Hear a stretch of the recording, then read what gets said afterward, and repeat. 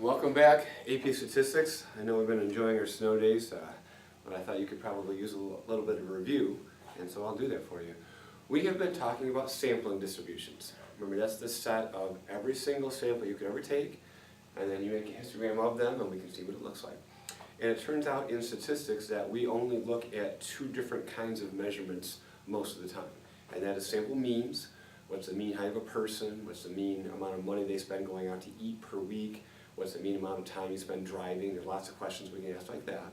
And then there's proportions, percent of people who do things. Here's some things we've already learned, but I thought would be a good review for you. A sampling distribution for means, again, that's a set of every single sample you could ever take. Okay? It turns out that the type of distribution is normal under two conditions. If the original population was already normal, then you can take any sample size you want, and I guarantee when you start plotting them, you're going to get a normal distribution. On the other hand, if the original distribution is not normally distributed, like one of the ones that we looked at in the simulation, if it's skewed, you can still get the sampling distribution to be normal, but you have to take a large enough sample, and large enough is usually about 25. So even if your population is wildly skewed, if you take a sample size of at least 25, then you can claim that if you started to make the sampling distribution, it would be normally distributed. The second thing we need to know about sampling distributions is the mean of the sampling distribution. Now this we already know. We've built some, we have seen. Some of your samples are too low, some of your samples are too high, but on average, your sample mean hits right where it's supposed to be. We've seen that many times already. This is another way of saying exactly the same thing.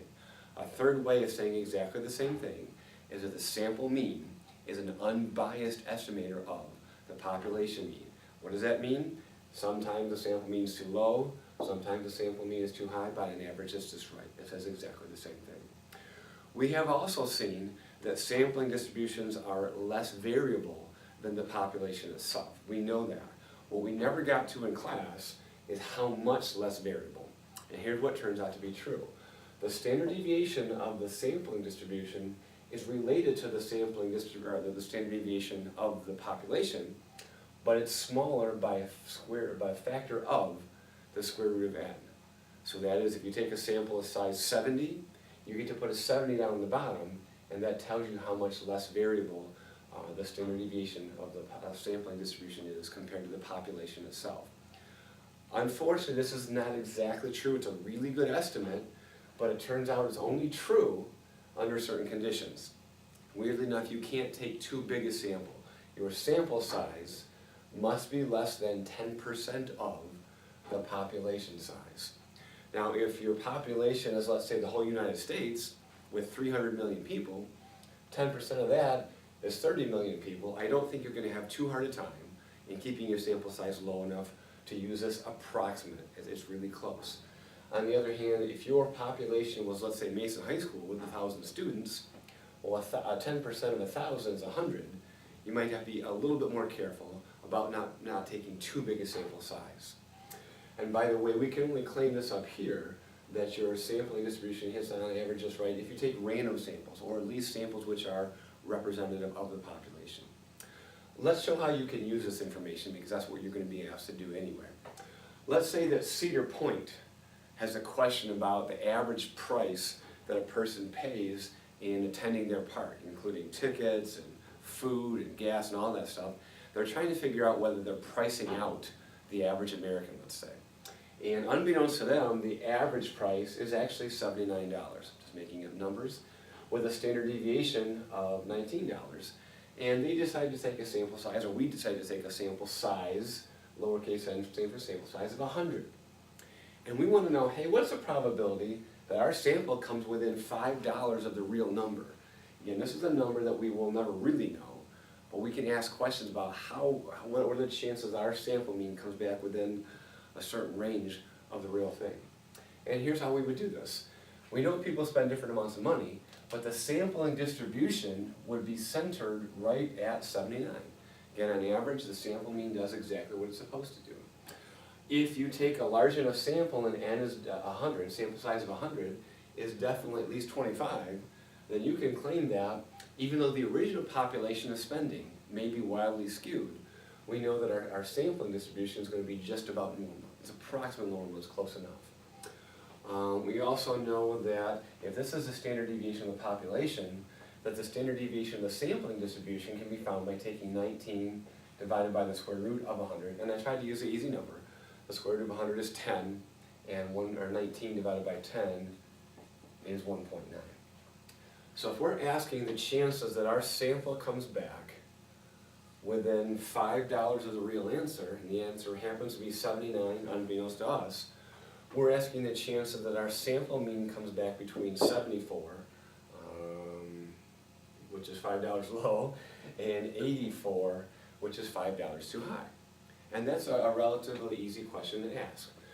We're asking what's the probability that our sample mean is between 84 and 74. But we have to use all this information. We need to know that we took in a large enough sample that the sampling distribution is normal.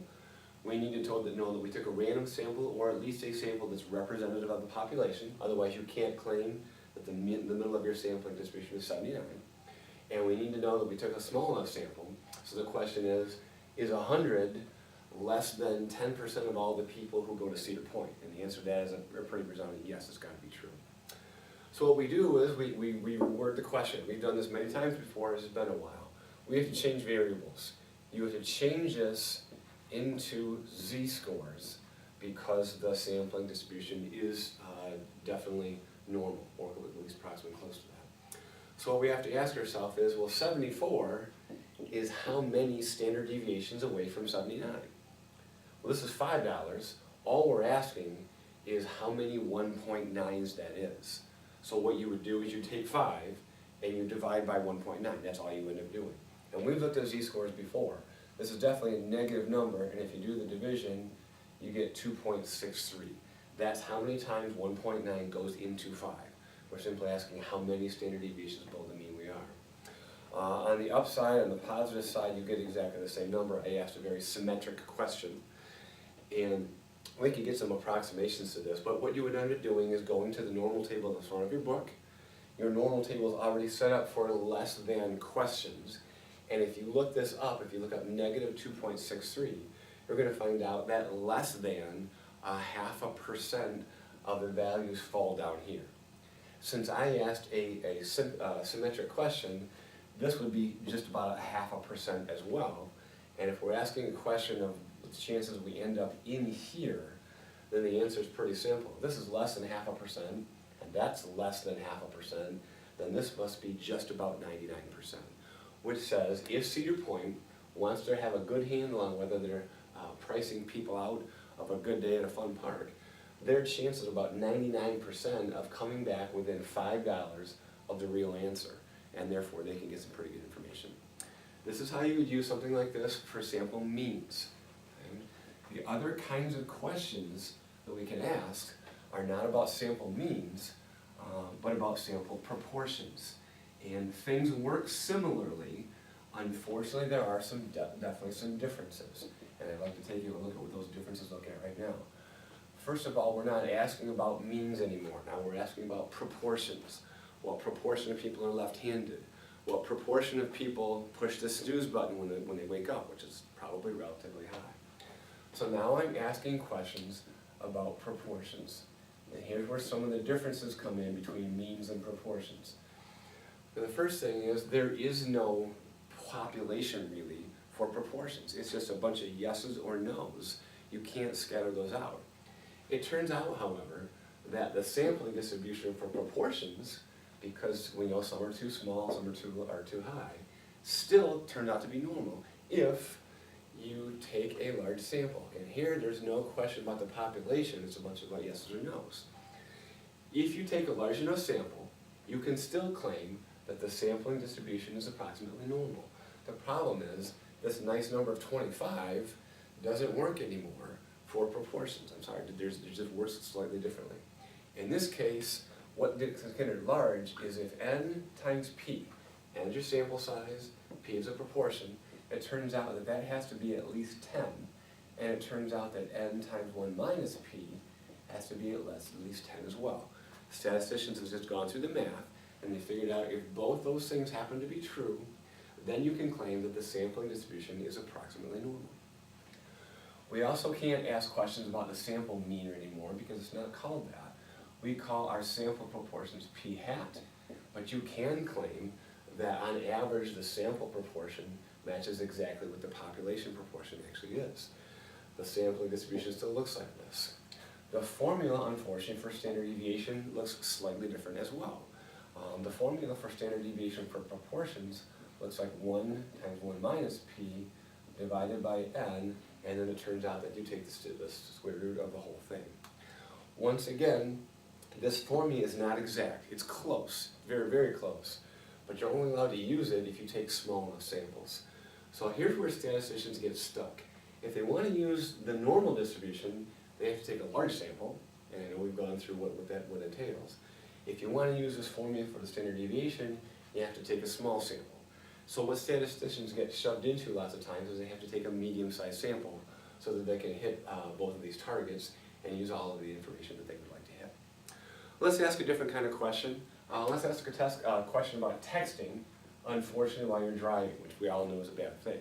But let's just say that the real proportion of people who text while they're driving is, let's say, 23%. I hope it's lower than that, but we'll make up a number.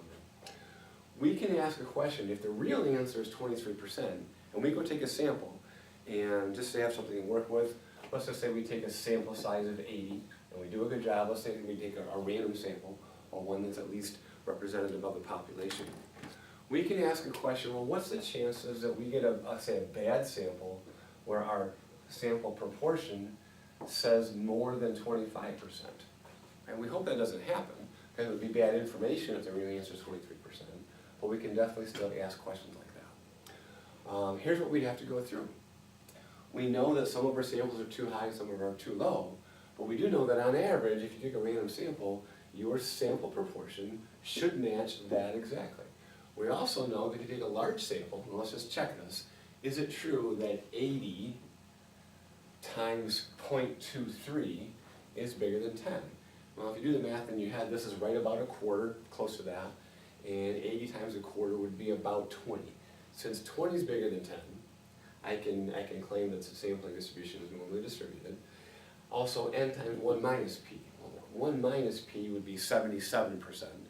And since 75% of 80 is clearly bigger than 10, we're close enough. We have just checked these two things to allow us to use the normal distribution. If we take a random sample, we can claim this. We can also use a formula for standard deviation if we've hit this target. And since let's say a sample size of 80 is probably less than 10% of all the drivers out there, we can also use this approximate formula for the standard deviation.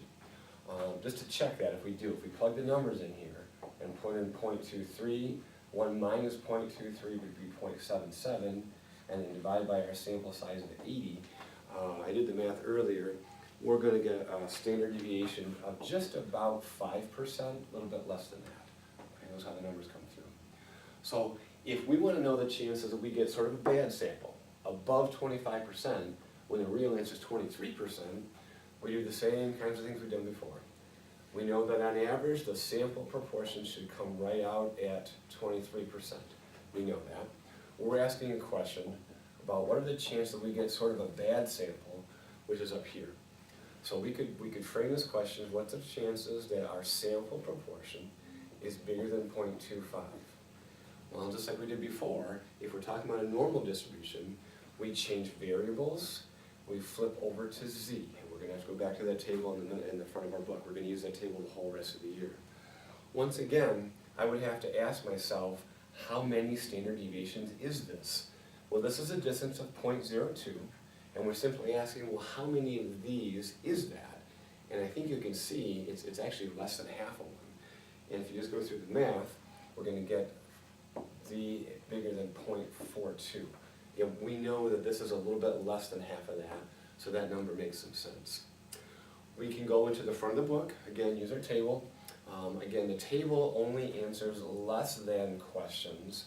So if I did go in the front of the book, I would have to take 1 minus whatever they gave me, and that math comes out to be something like 34%.